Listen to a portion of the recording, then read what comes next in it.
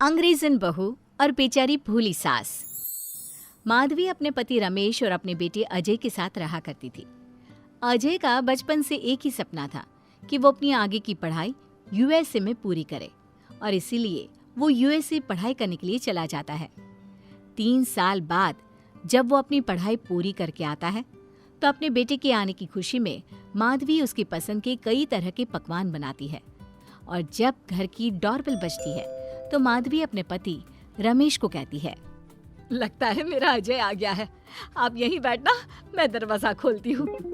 माधवी जल्दी से जाकर दरवाजा खोलती है तो दरवाजे पर अजय के साथ एक लड़की को देखकर वो अजय से पूछती है, ये कौन है बेटा? माँ, ये ग्रेटी है। हम दोनों यूएसए में साथ ही पढ़ते थे और अब ग्रेटी इस घर की बहू है। क्या बहू? अरे बेटा, तूने शादी कर ली और बताया भी नहीं। कम से कम अपनी माँ को बता तो देता कि तू अपने साथ इस घर की बहू लेकर आ रहा है। मैं बहू के आने की कुछ तैयारी तो कर लेती। कोई बात नहीं बहू, यही रुक, मैं अभी तेरे लिए पूजा की थाल लेकर आती हूँ। मॉम, आप अपनी ये फॉर्मेलिटीज बाद में पूरी कर लेना। I'm so tired right now. अच्छा डार्लिंग, अपना रूम कहाँ है? कोई बात नहीं बहू, तुम पहले आराम कर लो, तब तक मैं तुम्हारे लिए चाय बना कर लाती हूँ। ग्रेटी अपनी सास की किसी भी बात का कोई जवाब नहीं देती और अपने रूम में जाकर सो जाती है।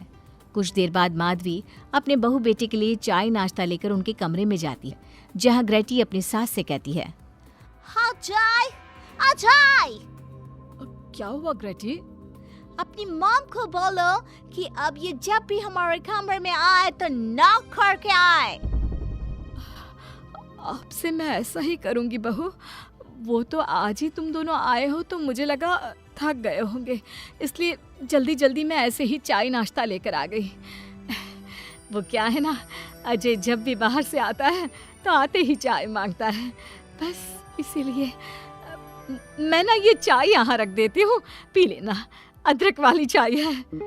ये बोलकर माधवी वहाँ से जाने लगती है। तभी ग्रेटी अपनी सास से कहती है, जाते हुए अपनी साथ अपनी ये चाय भी ले जाओ, क्योंकि अजय अब चाय नहीं पीता। हाँ माँ, जब से मैं यूएसए गया हूँ तब से मैंने चाय पीनी छोड़ दी है। अब एक काम करो, हम दोनों के लिए कॉफी ले आओ, मैं सच में बहुत ज्यादा थक गई हूँ। अरे ठीक है, ला देती हूँ। अच्छा बेटा, तुम्हारे मम्मी पापा इंडियन है या फिर वही अंग्रेजी है? मेरे मम्मी पापा इंडियन हैं, पर मैं शुरू से यूएसए में रही हूँ, इसलिए मैं खुद को अंग्रेज़ी मानती हूँ। वैसे अब जल्दी से जाकर मेरे लिए कॉफी लेकर आओ और मेरे बारे में इतना ज्यादा इंक्वायरी करने का जरूरत नहीं है। अरे हाँ हाँ, अभी लाती हूँ। वैसे बहू, मैं तुम्हें ना इंडिया के सारे तौर तरीके सिखा दूंगी। अरे क्या हुआ, तुम्हारी परवरिश अगर यूएसए में हुई है हाँ तो इंडियन ही ना। आपसे ज्ञान नहीं मांगा है, अब कुछ देर के लिए हम दोनों को अकेला छोड़ दो प्लीज, हाथ छोड़ता है। अपनी बहू की बात सुनकर माधवी वहां से चली जाती है। माधवी का उतरा हुआ चेहरा देखकर रमेश माधवी से कहता है, हमने इस नालायक को बाहर पढ़ने के लिए भेजा था और इसने क्या किया, बाहर से अंग्रेजन बहू उठाकर ले आया। माधवी, तुम बहुत भोली हो, पर मैं नहीं, ये लड़की हमारा घर तोड़ देगी, हमसे हमारे अजय को दूर कर देगी। देखा, आते ही कैसे रोब झाड़ रही है, जैसे तुम इस घर की नौकरानी हो। तुम उसको बोलो कि तुम इस घर की मालकिन हो और उसकी सास हो, वो वही करे जो तुम कहोगी।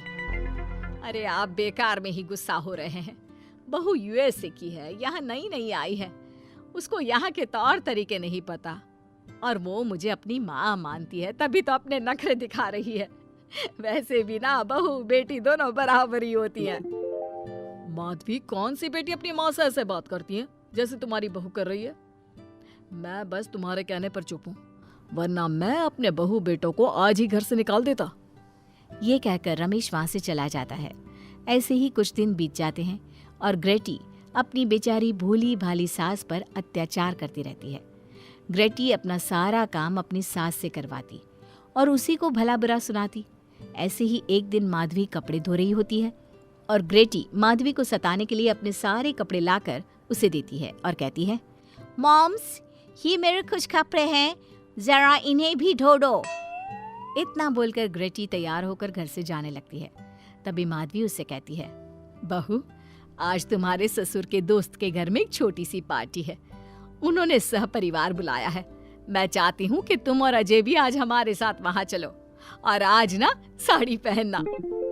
मॉम, अभी मैं क्लब जा रही हूँ, रात को मुझे टाइम मिलेगा तो आपके साथ चली जाऊंगी, पर साड़ी बारी नहीं पहनूंगी। ये कहकर ग्रेटी वहां से चली जाती है। शाम हो जाती है। सब ग्रेटी के घर आने का इंतजार करते हैं और इस वजह से कोई भी पार्टी में नहीं जा पाता। इंतजार करते करते रात के 12 बज जाते हैं। 12 बजे रात को ग्रेटी नशे की हालत में जख्मी घर आती है। अपनी बहू के सर और हाथ पर लगी चोट देखकर माधवी परेशान हो जाती है और जल्दी से फर्स्ट एड का बॉक्स लाकर अपनी बहू के सर पर पट्टी करती है। एक माँ की तरह प्यार करते हुए वो अपनी बहू से कहती है, बहू, तुझे चोट कैसे लग गई बेटा?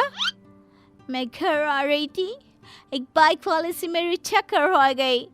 कोई बात नहीं बेटा, कल सुबह होते ही तुझे अपने फैमिली डॉक्टर के पास ले जाऊंगी। अच्छा, अब तू ना आराम कर, मैं तेरे लिए अभी हल्दी वाला दूध लेकर आती हूँ।